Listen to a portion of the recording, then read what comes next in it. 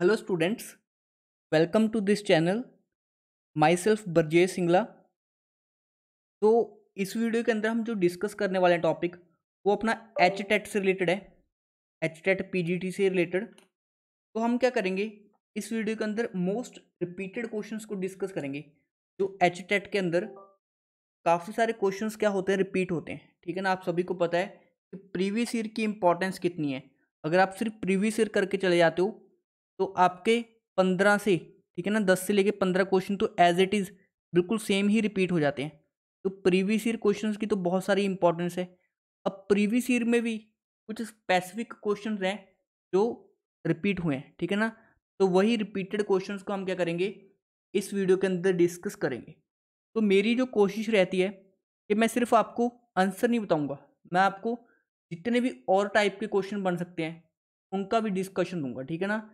तो जैसे आपको लगेगा कि आपने काफ़ी सारी रिवीजन हो गई है, बेशक मैं इस वीडियो में सिर्फ 10 क्वेश्चंस को डिस्कस करूंगा, बट इस वीडियो में हम 50 कॉन्सेप्ट्स को सीख लेंगे साथ में।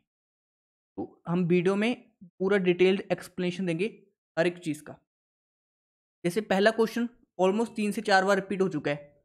Reaction of which of the following gives benzaldehyde from toluene. ठीक है, टॉलिन क्या होता है, जब हमारे पास बेंजीन रिंग के ऊपर CH3 ग्रुप लगा होता है, इसको हम बोलते हैं टॉलिन, और इससे हमने बनाना है बेंजल्डेहाइड। तो हम यूज़ क्या करते हैं, तो हम यूज़ करते हैं क्रोमाइल क्लोराइड। इसका यूज़ करते हैं हम, क्रोमाइल क्लोराइड का यूज़ करते हैं, CrO2Cl2। इसको हम क्या बोलते हैं, क्रोमाइल क्लोराइड बोलते हैं, क्रोमाइल क्लोराइड। अगर हम पूरा रिएजेंट देखें, इस रिएक्शन का पूरा रिएजेंट होता है क्रोमाइल क्लोराइड के साथ सॉल्वेंट होता है कार्बन डाइसल्फाइड, और बाद में हम क्या करवाते हैं, इसका हाइड्रोलिसिस। ये पूरा रिएजेंट होता है, बट उन्होंने आधा रिएजेंट दे दिया तब भी हम चल जाएगा। तो इस रिएक्शन का नाम होता है हमारे पास इटार्ड ऑक्सीडेशन। ठीक है ना, इटार्ड रिएक्शन होता है बेसिकली। तो देखो, इटार्ड रिएक्शन कितनी इंपॉर्टेंट है आपके एग्जाम के लिए, कितनी बार, 3 से 4 बार रिपीट हो चुकी है। तो जब हमने टॉलिन से बेंजल्डेहाइड का फॉर्मेशन करना होता है तो हम क्रोमाइल क्लोराइड लेते हैं और उसके साथ सॉल्वेंट होता है कार्बन डाइसल्फाइड, और बाद में हम हाइड्रोलिसिस करते हैं, तब हमें बेंजल्डेहाइड मिलता है। तो क्वेश्चन तो हमारा करेक्ट बन गया ए वाला। ठीक है, अब ये टॉपिक कौन सा है, ये टॉपिक है आपका एनसीईआरटी की 12th क्लास की बुक में है आपका, एल्डेहाइड कीटोन एंड कार्बोक्सिलिक एसिड। ये वो वाला टॉपिक है। और उसमें आपको और कौन सी रिएक्शंस का पता होना चाहिए, जैसे एक रिएक्शन है स्टीफन रिडक्शन, उसका आपको आइडिया होना चाहिए। तो स्टीफन रिडक्शन में हम क्या करते हैं, कोई साइनाइड लेते हैं, उसका रिएक्शन करवाते हैं tin chloride in presence of HCl। तो हमारे पास एक बॉन्ड टूटता है, ट्रिपल बॉन्ड का एक बॉन्ड टूटता है, दोनों तरफ HH लग जाता है, और इसको हम बोलते हैं इमाइन। और इमाइन का जब हम फर्दर हाइड्रोलिसिस करते हैं तब हमारे पास किसका फॉर्मेशन होता है, बेंजल्डेहाइड का फॉर्मेशन हो जाता है। तो ये भी बेंजल्डेहाइड का क्या होता है, मेथड ऑफ प्रेपरेशन। उसके अलावा आपको पता होना चाहिए रोजनमंड रिडक्शन, उसके अलावा आपको रोजनमंड रिडक्शन का आइडिया होना चाहिए। रोजनमंड रिडक्शन में क्या होता है, कोई हम एसिड क्लोराइड लेंगे, उसकी रिएक्शन करवाते हैं H2PD, ठीक है, बेरियम सल्फेट के साथ। तो जो हमारे पास इस रिएक्शन के अंदर पार्शियल रिडक्शन होता है, एज ए रिजल्ट हमारे पास एल्डिहाइड का क्या हो जाता है, फॉर्मेशन हो जाता है। तो इस रिएक्शन में पार्शियल रिडक्शन होता है। क्लियर है, तो ये भी एल्डिहाइड का मेथड ऑफ प्रेपरेशन होता है। देखो कितनी इंपॉर्टेंट हम नेम रिएक्शंस को डिस्कस कर रहे हैं। उसके अलावा अगर हम ये वाला लें, बेंजोइल क्लोराइड लें, अगर इसकी रिएक्शन सेम रिएजेंट के साथ करवाएंगे तो हमारे पास बेंजल्डेहाइड का क्या हो जाएगा, फॉर्मेशन हो जाएगा। तो ये वाली रिएक्शन भी हमारे लिए क्या है, इंपॉर्टेंट है। अगर हमने टॉलिन, देखो टॉलिन की रिएक्शन से हमने बेंजल्डेहाइड बनाया, तो वो कौन सी है, इटार्ड रिएक्शन। इटार्ड के अलावा हमने डिस्कस कर लिया स्टीफन रिडक्शन को, रोजनमंड को भी हमने साथ में कवर कर लिया। उसके अलावा अगर हम K2Cr2O7, ये क्या होता है हमारे पास, स्ट्रॉन्ग ऑक्सीडाइजिंग एजेंट होता है। ये क्या होता है हमारे पास, स्ट्रॉन्ग ऑक्सीडाइजिंग एजेंट होता है। तो ये क्या करेगा, टॉलिन को जब भी हमारे पास इस तरह का कंपाउंड हो तो ऊपर वाला पूरा ग्रुप ऑक्सीडाइज कर जाता है। ठीक है, ऊपर वाला पूरा ग्रुप ऑक्सीडाइज कर जाता है in presence of strong oxidizing agent. तो यहाँ पे हमारे पास बेंजोइक एसिड का फॉर्मेशन हो जाएगा। अगर सेकेंड रिएक्शन हम करवाते तो हमारे पास बेंजोइक एसिड का फॉर्मेशन हो जाता। अगर हम डाइबल H से करवाते देखो डाइबल एच का यहाँ पे कोई रिएक्शन नहीं होता, तो डाइबल एच का रिएक्शन होता कौन सा है? देखो डाइबल एच का काम होता है, पहली बात डाइबल एच की फुल फॉर्म पता होनी चाहिए, डाई आइसोब्यूटाइल एल्यूमिनियम हाइड्राइड। ये क्या होती है, इसकी फुल फॉर्म होती है। उसके बाद इसका स्ट्रक्चर कैसा होता है हमारे पास, इसको हम ऐसे लिख देते हैं, ठीक है, aluminium isobutyl, isobutyl aluminium hydride, ठीक है, ऐसे भी लिख देते हैं सिंपल। चाहे इसका स्ट्रक्चर भी बना के दे सकते हैं आपको, ये इसका आपको स्ट्रक्चर भी बना के दे सकते हैं। तो स्ट्रक्चर कैसा होता है, एल्यूमिनियम के साथ हाइड्राइड लगा होता है, और यहाँ पे क्या लगा होता है, आइसोब्यूटाइल ग्रुप लगा होता है। यहाँ पे कौन सा ग्रुप लगा होता है, आइसोब्यूटाइल ग्रुप लगा होता है। तो इसका काम क्या होता है, इसका काम होता है हमारे पास, या तो ये साइनाइड का रिडक्शन करता है, साइनाइड का रिडक्शन करता है, या एस्टर का रिडक्शन करता है, या हमारे पास एसिड एस्टर का रिडक्शन करता है।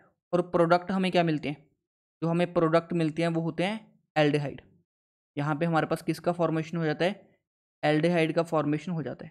तो याद रखना आप, साइनाइड का और एस्टर का जो रिडक्शन है वो डाइबल एच करता है, किसमें कर देते हैं, एल्डिहाइड में। तो ये वाला क्वेश्चन भी हम डिस्कस करेंगे, तो अभी के लिए आपको ये पॉइंट्स ध्यान रखने हैं। उसके अलावा लास्ट वाली रिएक्शन हमारे पास फ्रीडल क्राफ्ट असाइलेशन है, इसको भी हम डिस्कस कर लेंगे थोड़ी देर में। तो ये है हमारे पास फ्रीडल क्राफ्ट असाइलेशन। तो एक क्वेश्चन था, एक क्वेश्चन से आपके मैंने 5 कॉन्सेप्ट तो एटलीस्ट क्लियर कर दिए हैं। तो आपने साथ साथ नोट्स बना लेने हैं और रिवीजन करते रहना है टाइम टू टाइम। उसके बाद देखो ये वाली रिएक्शन है, ये भी काफ़ी बार रिपीट कर चुके हैं आपके एग्जाम में। जब भी Hg+2 और H+ हो, या आपको रिएजेंट हो सकता है डाइल्यूट मर्करी सल्फेट और डाइल्यूट H2SO4, ये एक साथ में रिएजेंट दिया हो सकता है, या आपको Hg+2 और H+ दे सकते हैं, या आपको ये रिएक्शन दे सकते हैं।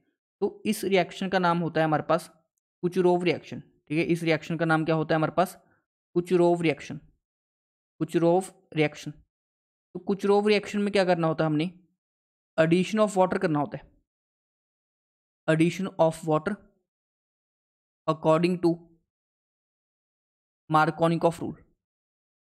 ये कैसे बनाते हैं इसके प्रोडक्ट वो भी मैं आपको सिखाऊंगा। जैसे हमारे पास जो अल्काइन गिवन है वो कुछ इस टाइप का अल्काइन है, और उसकी रिएक्शन हमने वाटर और जो भी हमारा रिस्पेक्टिव रिएजेंट है डाइल्यूट HgSO4 उसके साथ करवाई, ठीक है ना। तो अब मुझे बताओ मार्कोनिकॉफ रूल क्या बोलता है। मार्कोनिकॉफ रूल बोलता है नेगेटिव पार्ट हम कहाँ पे अटैच करेंगे, जहाँ पे less number of hydrogen atom है, कार्बन ट्रिपल बॉन्ड कार्बन के उस वाले पार्ट पे हम नेगेटिव पार्ट अटैच करेंगे जहाँ पे लेस हाइड्रोजन है। मतलब नेगेटिव पार्ट क्या है, इसमें 2 पार्ट है H+ और OH-। तो OH- कहाँ पे अटैच करेंगे, जहाँ पे हमारे पास क्या होगा, less number of hydrogen atom होंगे। तो क्योंकि हमने ट्रिपल बॉन्ड है, 2 बॉन्ड तोड़ेंगे, 2 बॉन्ड तोड़ेंगे तो यहाँ पे 2 OH लगाएंगे यहाँ पे, और साथ वाले कार्बन पे 2 H लगाएंगे। तो एक्चुअली फॉर्मेशन किसका होगा, CH3 CH। हमने 2 बॉन्ड तोड़ दिए, तो वैलेंसी पूरी करने के लिए यहाँ पे 2 OH लगा देंगे, तो यहाँ पे H ऐड कर देंगे। तो कुछ नहीं किया हमने, 2 वाटर के मोल्स को क्या किया, ऐड किया। अब आपको पता होना चाहिए एक कार्बन के ऊपर 2 OH अनस्टेबल होता है, तो यहाँ से वाटर एलिमिनेट हो जाएगा। तो जब वाटर एलिमिनेट हो जाएगा तो यहाँ पे हमारे पास फॉर्मेशन होगा कीटोन का। तो ये वाला कीटोन क्या हो जाएगा, हमारे पास फाइनल प्रोडक्ट हो जाएगा, जो हमें ऑप्शन नंबर 3 के अंदर गिवन है, ठीक है ना। तो कुचरोव रिएक्शन से 2 से 3 बार क्वेश्चन पूछा जा चुका है। तो आपसे एक बार पूछा था कि हमने किसी रिएक्टेंट की रिएक्शन करवाई मर्करी सल्फेट एंड H2SO4 के साथ, और फाइनल प्रोडक्ट हमें कीटोन नजर आया, तो रिएक्टेंट क्या होगा, तो रिएक्टेंट क्या होगा हमारे पास, अल्काइन होगा। तो ये रिएक्शन जो होता है वो अल्काइन का हाइड्रेशन होता है, इसका हाइड्रेशन होता है हमारे पास, अल्काइन का हाइड्रेशन रिएक्शन होता है, जिसको हम बोलते हैं कुचरोव रिएक्शन। अब देखो एक क्वेश्चन और डिस्कस करते हैं हम।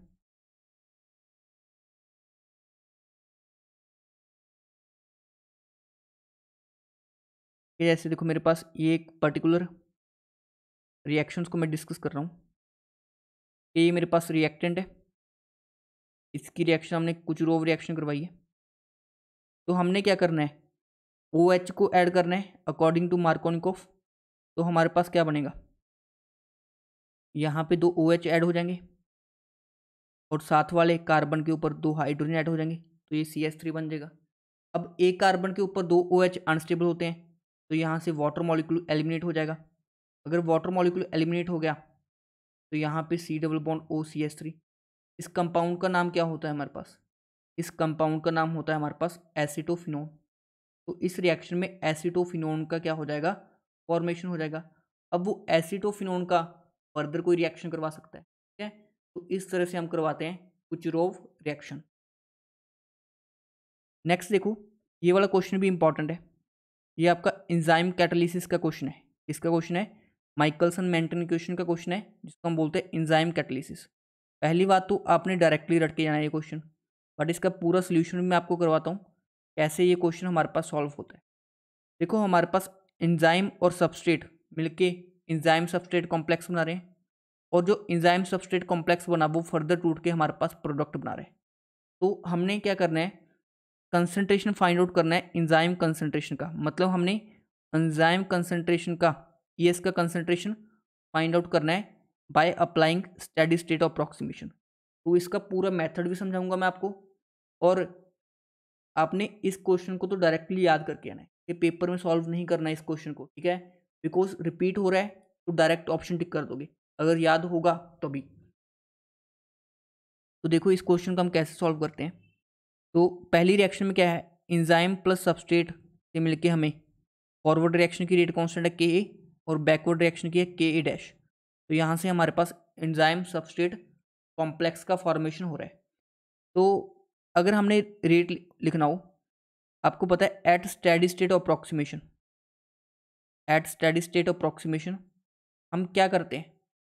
जो इंटरमीडिएट होता है, देखो, एंजाइम प्लस सबस्ट्रेट से एंजाइम सबस्ट्रेट कॉम्प्लेक्स बन गया, एंजाइम सबस्ट्रेट कॉम्प्लेक्स से प्रोडक्ट बन गया। तो ये एंजाइम सबस्ट्रेट है हमारे पास, ये क्या है? एक तरह का इंटरमीडिएट है। ये क्या है हमारे पास? एक इंटरमीडिएट है। इंटरमीडिएट क्या होते हैं? वो वाले स्पीशीज जो ड्यूरिंग रिएक्शन फॉर्म होते हैं एंड रिएक्शन की कंप्लीशन से पहले क्या हो जाते हैं? डिस्ट्रॉय हो जाते हैं। उनको हम बोलते हैं इंटरमीडिएट्स। तो एट स्टेडी स्टेट अप्रॉक्सीमेशन जो हमारा इंटरमीडिएट होता है उसका कंसंट्रेशन क्या हो जाता है? 0 हो जाता है। तो स्टेडी स्टेट अप्रॉक्सीमेशन की कंडीशन में जो हमारा एंजाइम सबस्ट्रेट कॉम्प्लेक्स है उसकी कंसंट्रेशन में चेंज विद टाइम क्या हो जाएगा? 0 हो जाएगा। तो ये वाली कंडीशन होती है हमारे पास स्टेडी स्टेट अप्रॉक्सीमेशन की। अब देखो, हम क्या करते हैं? एंजाइम सबस्ट्रेट कॉम्प्लेक्स का चेंज निकालते हैं विद रिस्पेक्ट टू टी, मतलब रेट लिखते हैं इसका। तो रेट कैसे लिखेंगे? तो पहली रिएक्शन में क्या हो रहा है? ये प्रोडक्ट की फॉर्म में फॉर्म हो रहा है। जब भी प्रोडक्ट की फॉर्म में है जी, तो इसका हम यूज़ करेंगे पॉजिटिव साइन, और इसका रेट कांस्टेंट क्या है? Ka इंटू रिएक्टेंट्स क्या है? एंजाइम और सबस्ट्रेट। क्लियर है? सभी को रेट लो तो लिखना आता है ना। दूसरा देखो, अब ये रिएक्शन बैकवर्ड हो जा रही है, बैकवर्ड भी तो जा रही है ना, तो यहाँ पे एंजाइम सबस्ट्रेट का कंसंट्रेशन में चेंज क्या आएगा? अब देखो, जब बैक आ रही है रिएक्शन, तो अब ये एंजाइम सबस्ट्रेट एज रिएक्टेंट काम कर रहे हैं। रिएक्टेंट के लिए हम क्या यूज़ करते हैं? Negative sign, negative Ka dash. अब रिएक्टेंट क्या है हमारे पास? Enzyme substrate. अब थर्ड वाली रिएक्शन से देखो, थर्ड वाली रिएक्शन से कैसे लिखेंगे? एंजाइम सबस्ट्रेट का concentration with respect to time. तो यहाँ पे देखो, एंजाइम सबस्ट्रेट एज रिएक्टेंट काम कर रहा है और रेट कांस्टेंट क्या है? Kb है, तो minus Kb into enzyme substrate. तो अगर हम देखें टोटल एंजाइम सबस्ट्रेट की कंसंट्रेशन में चेंज विद टाइम क्या आ रहा है? तीनों को ऐड कर दो, K enzyme substrate minus K dash enzyme substrate minus Kb into enzyme substrate. अब कंडीशन क्या होती है हमारे पास? एंजाइम कंसंट्रेशन कितना होगा? 0 होगा। तो इसको हम 0 को इक्वल रख देते हैं। तो 0 is equal to K enzyme substrate minus K dash enzyme substrate minus Kb into enzyme substrate. तो हम नेगेटिव वाले इधर ले आते हैं, पॉजिटिव हो जाएंगे। K dash enzyme substrate plus Kb into enzyme का substrate is equal to Ka into enzyme substrate. Clear है? चलो, अब देखो, एंजाइम सबस्ट्रेट क्या आ जाएगा हमारे पास? कॉमन आ जाएगा। बाहर क्या बच जाएगा? K dash plus Kb is equal to K over enzyme into ठीक है, सबस्ट्रेट, यहाँ पे सबस्ट्रेट आना था, सॉरी छोटी सी मिस्टेक कर गया, यहाँ पे सबस्ट्रेट आना था।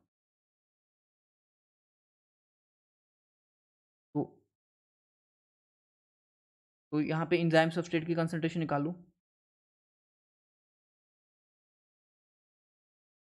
के into enzyme into substrate divide by के ए डैश प्लस के बी। तो ये क्या बन जाएगा, हमारा फाइनल आंसर बन जाएगा। तो देखो इस क्वेश्चन के लिए हमारा जो करेक्ट आंसर है दैट इज ऑप्शन सेकंड। देखो एज इट इज मैच हो गया है सेकंड ऑप्शन, बट मैं फिर भी रेकमेंड करूंगा, देखो वैसे तो एज ए टीचर मुझे बोलना नहीं चाहिए कि कुछ रट के जाओ, बट ये क्वेश्चन रिपीट होता है तो मैं बोलूँगा ये रट के जाओ, डेफिनेटली ये क्वेश्चन आप रट के जाओ एग्जाम के अंदर। उसके बाद देखो जो अभी पढ़ाया था मैंने आपको, डाइबल एच, ठीक है ना, डाइबल एच, डाइबल एच का काम क्या होता है, साइनाइड का रिडक्शन एल्डिहाइड में, क्लियर है। Double bond as it is रहेगा, डबल बॉन्ड को कुछ भी नहीं करेगा। तो देखो साइनाइड का एल्डिहाइड कहाँ पे बना हुआ है, ये सेकंड ऑप्शन में देखो एल्डिहाइड बन रखा है, थोड़ा सा इन्होंने साइड पे रख रखा है, यहाँ पे कर दो एल्डिहाइड, ये वो प्रिंटिंग एरर है, वैसे कुछ नहीं है, तो यहाँ पे एल्डिहाइड लगा रखा है, तो सेकंड ऑप्शन क्या हो जाएगा, करेक्ट हो जाएगा। बिल्कुल ईजी क्वेश्चन था ना। चलो उसके बाद देखो ये भी काफ़ी इंटरेस्टिंग क्वेश्चन आएगा। इसमें देखो हमारे पास क्या है, एक बेंजाइल अल्कोहल है, इसको हम बोलते हैं बेंजाइल अल्कोहल। तो इसकी रिएक्शन हमने करवाई है HBr के साथ। तो आपको पता है OH हटेगा Br लगेगा, सिंपल, हमारे पास OH हटेगा और Br लगेगा। अब उसकी रिएक्शन हमने करवाई है KCN, KCN में साइनाइड माइनस आएगा SN2 मैकेनिज्म से, Br को बाहर कर देगा, तो यहाँ पे CH2 C triple bond N का फॉर्मेशन हुआ है। अब साइनाइड का हमने क्या करवाया है, हाइड्रोलिसिस करवाया है, ये साइनाइड का क्या करवाया हमने, हाइड्रोलिसिस करवाया है। बट हाइड्रोलिसिस क्या करवाया हमने, पार्शियल करवाया है, हाइड्रोलिसिस क्या करवाया हमने, पार्शियल हाइड्रोलिसिस करवाया है। तो ये हाइड्रोलिसिस क्या होता है, देखो जब भी हमारे पास साइनाइड का हाइड्रोलिसिस आएगा, जब भी हमारे पास साइनाइड का हाइड्रोलिसिस आएगा, तो अगर उसने कुछ भी नहीं मेंशन तो हमने करना है कंप्लीट हाइड्रोलिसिस, अगर कुछ भी मेंशन नहीं है तो हमने करना है कंप्लीट हाइड्रोलिसिस। तो कंप्लीट हाइड्रोलिसिस से प्रोडक्ट क्या बनते हैं, जो कंप्लीट हाइड्रोलिसिस से प्रोडक्ट बनते हैं हमारे पास, वो बनते हैं कार्बोक्सिलिक एसिड। जो साइनाइड है वो कार्बोक्सिलिक एसिड में कन्वर्ट हो जाता है। कैसे होता है ये फिर कभी बता दूंगा, अभी तो याद करो, इंपॉर्टेंट है। अगर हम इसी का पार्शियल हाइड्रोलिसिस करवाएं, इसी का हम हाइड्रोलिसिस करवाएं बट पार्शियल, तो जब हम इसका पार्शियल हाइड्रोलिसिस करवाएंगे तो हमारे पास अमाइड का फॉर्मेशन होता है, इसका फॉर्मेशन होता है अमाइड का। ये भी कैसे होता है इसकी जरूरत नहीं है हमें, यही पता नहीं होना चाहिए कि कैसे होता है, हमें ये पता होना चाहिए बनता क्या है। चलो तो यहाँ पे साइनाइड का हमने पार्शियल हाइड्रोलिसिस करवाया, तो क्या बनेगा, अमाइड का फॉर्मेशन हो जाएगा। तो किसका फॉर्मेशन हो जाएगा, अमाइड का। जो कार्बन एटम में कोई चेंज नहीं होगा, दो कार्बन थे, अभी भी दो कार्बन आपको दिखाई दे रहे हैं, 1 2, यहाँ पे 1 और 2 कार्बन एटम दिखाई दे रहे हैं। तो ये वाला अमाइड का हमारे पास फॉर्मेशन हो चुका है। तो अब देखो हमारे पास अमाइड का फॉर्मेशन हो गया, अब उसकी रिएक्शन NaOBr के साथ करवाई है, इसकी रिएक्शन हमने NaOBr के साथ करवाई है। तो वो आपको बेस के साथ ब्रोमीन भी दे सकता है, ये एक ही बात है।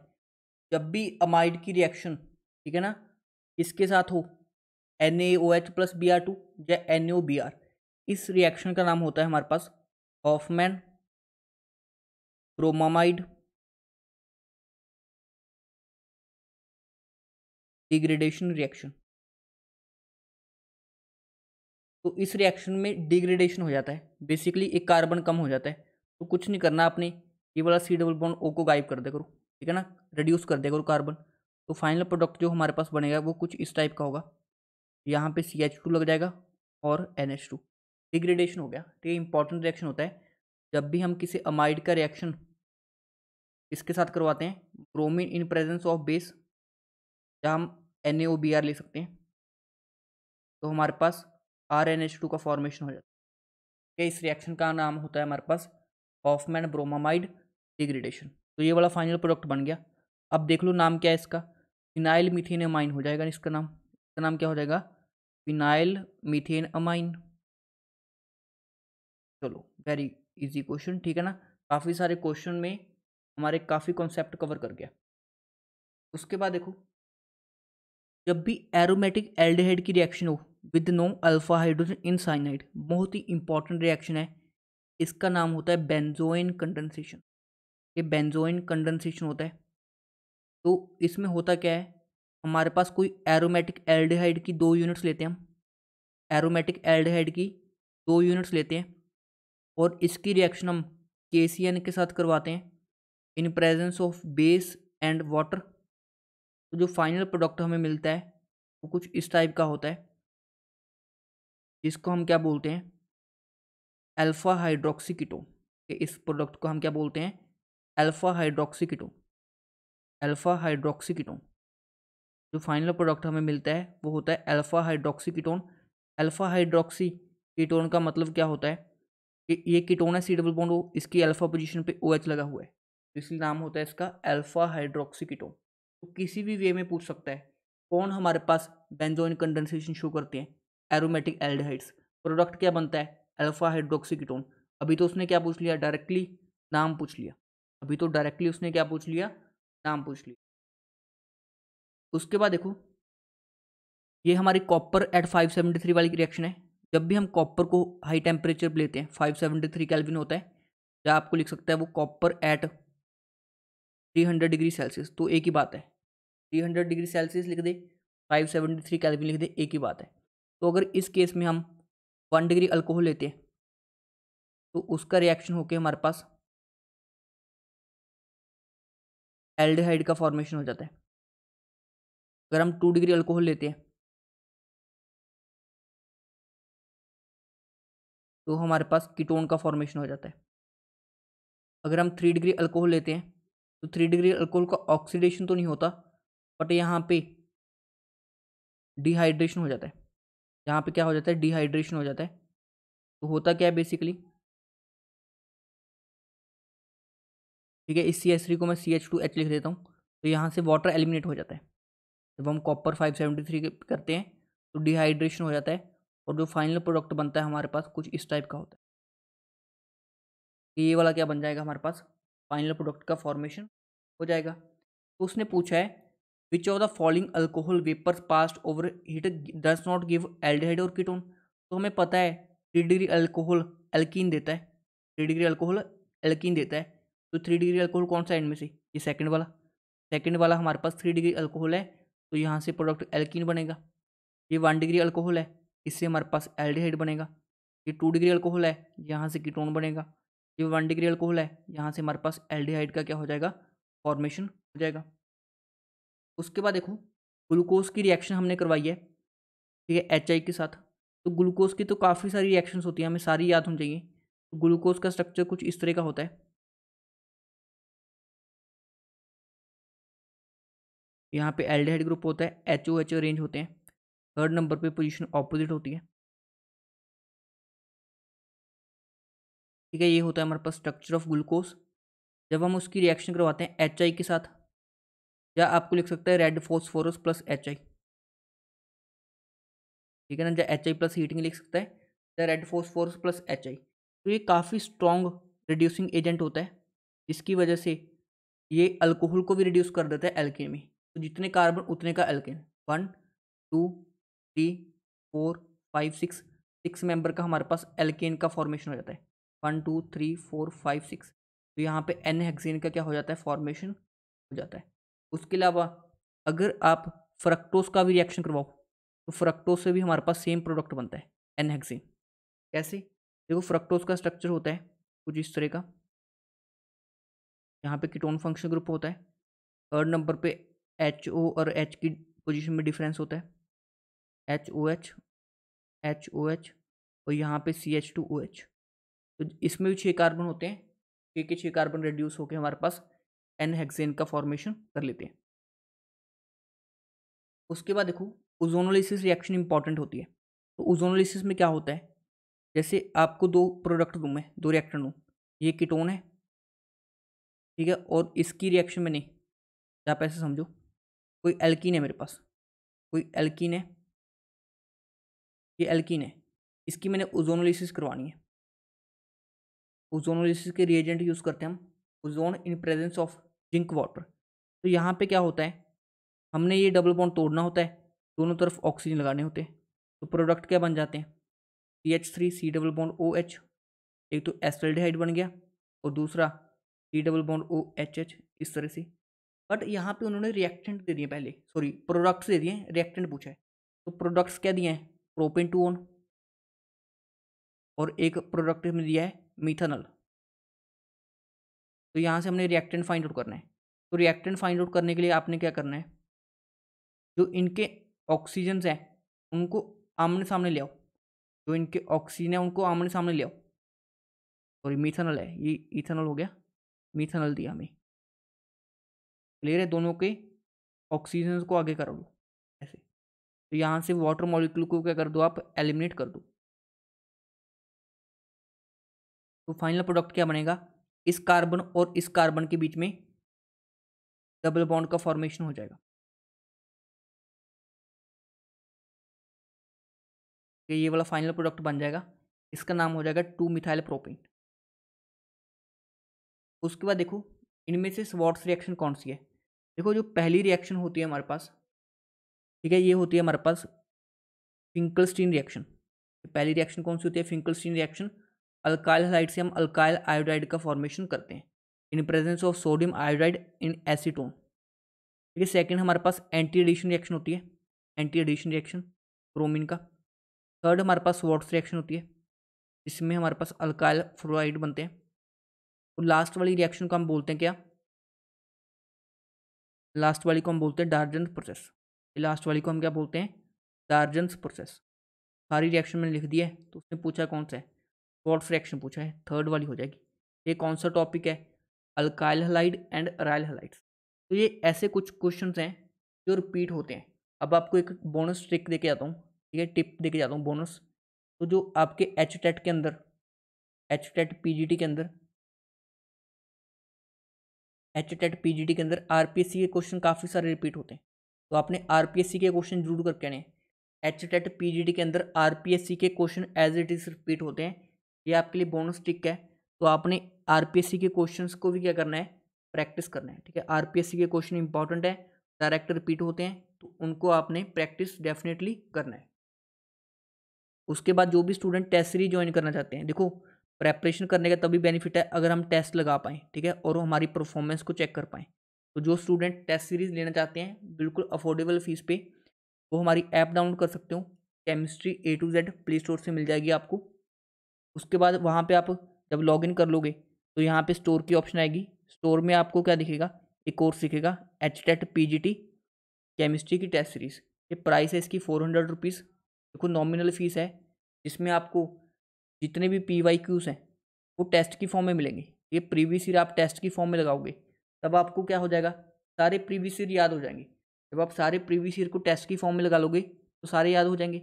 उसके अलावा आपको चैप्टर वाइज टेस्ट मिलेंगे, चैप्टर वाइज टेस्ट मिलेंगे, ठीक है। और जो आरपीएससी के प्रीवियस ईयर क्वेश्चंस होते हैं, आरपीएससी के प्रीवियस ईयर क्वेश्चंस होते हैं, वो हमने टेस्ट सीरीज़ के अंदर इंक्लूड कर दिए हैं। तो आपके एचटेट पीजीटी के सारे प्रीवियस ईयर हो जाएंगे, आरपीएससी के PYQs हो जाएंगे और नए टाइप के क्वेश्चंस भी हो जाएंगे। और आपको अपने लेवल का भी पता चल जाएगा कि आप एक्चुअली कहाँ पे स्टैंड करते हो। आई होप आपको ये वाला वीडियो बेनिफिशियल होगा। Thank you for watching this video. और आप अपना कमेंट भी कर सकते हो कि कौन से टॉपिक के ऊपर आपको वीडियो चाहिए। आप कमेंट करके अपना टॉपिक बता सकते हो कि कौन से टॉपिक के ऊपर हम वीडियो लेके आएँ, तो हम उसी के अकॉर्डिंग वीडियो ले आएंगे। और आपने फीडबैक जरूर शेयर करना है ना, कमेंट सेक्शन में। फीडबैक से आप हमें पता चलेगा एक्चुअली आपको हमारे वीडियो से कितना बेनिफिट हो रहा है। Thank you for watching this video.